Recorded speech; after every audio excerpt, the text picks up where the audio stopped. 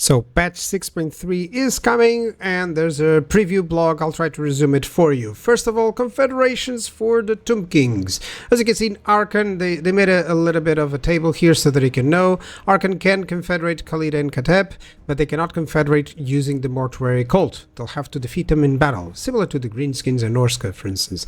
Khalida can confederate in both forms, and Katep the same way to Khalida, either by the Mortuary Cult or fighting in battle. And Cetra can only confederate Katep if they defeat him in battle, which is going to be difficult. Katep is really far away. Canopy jars are now gained from post-battle kills. They're similar to meat slaves, so they're a secondary resource, much better than what was before.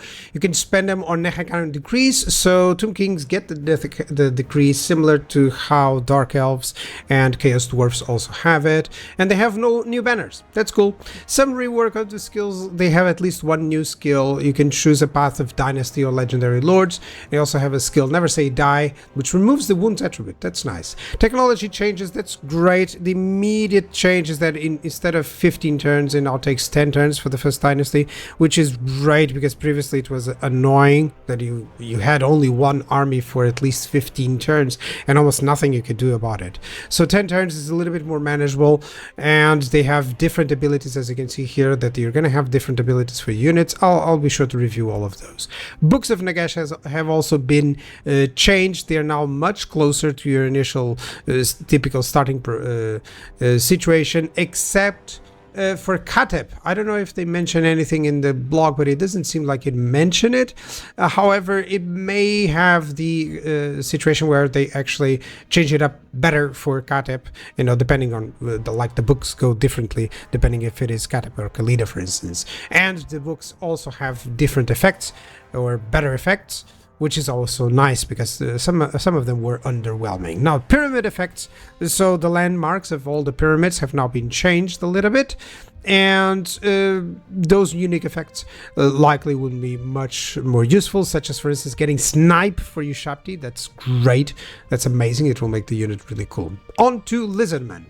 They've made tweaks to the technology tree, so now they're really liking this division between stuff for campaign and stuff for the army, which is really cool, and it helps new players to get a better grasp of what they should be researching, and it's just a better way of organizing stuff.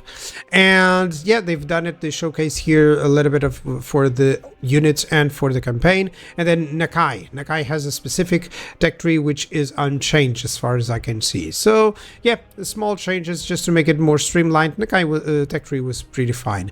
Economy and buildings, those two are kind of connected. So they have resource buildings, which gives a little bit more income now, and they tweaked and nudged decreasing costs and stuff along the buildings. Lizardman had the most annoying building tree because it was huge, had a lot of different buildings. You kind of wanted them all, and it couldn't have, so it was like a mechanic in itself. So now it seems like it will be more streamlined, and I'm hoping for better changes in that. Wall breaker for all beasts, which is great. All dinosaurs, it feels good that you're gonna have wall breaker.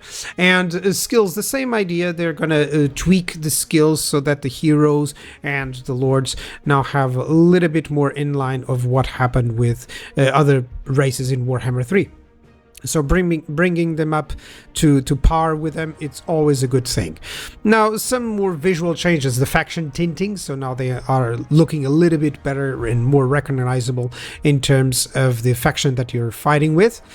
As you can see there, in terms of the units, we have some more blessed units, which is great. So more blessed units, and there's a small change that is just in the writing here, which is that the blessed units will now require a spawning sequence, which is like a currency. You can earn it via missions, commandments, and performing rites. So rituals from the temple rituals will add one to your pool, so then you can choose the specific unit, which is much better. This is a great change because typically you couldn't select which blessed units you were going to have. You either were lucky or not, and now it seems like it will be more of player choice, which is much better overall. There's also a trait rebalance, as you can read there. So in terms of trait rebalance, this is in line with other trait rebalances that I have been doing. Determined, for instance, is going to change. It gives a character experience gain, which is really good, more hit points. So that one immediately becomes a lot better for a lot of different lords. Some for other lords, such as from Bretonia, for instance. So it seems like they picked a little bit of those weaker traits and got them much better, so that it's going to be much better for us to choose. Of course, more choice, even the better. Green skin skill updates. So some of the heroes didn't have anything specific to them, and now they're gonna have.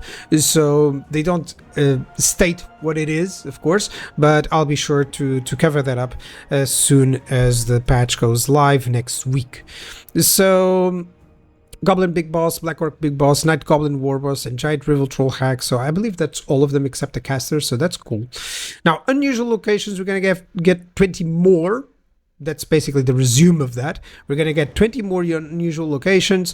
So, which means that it is what they say here. It's more leaned towards the Chaos, the Skaven, the New World factions. While previously it was more about the factions in the old world. So if you haven't been playing the old world factions, you haven't seen a lot of these unusual locations, so now you're going to be able to see. Another visual change is the camera blood spatter. This comes from Pharaoh, so it's great that they have this now.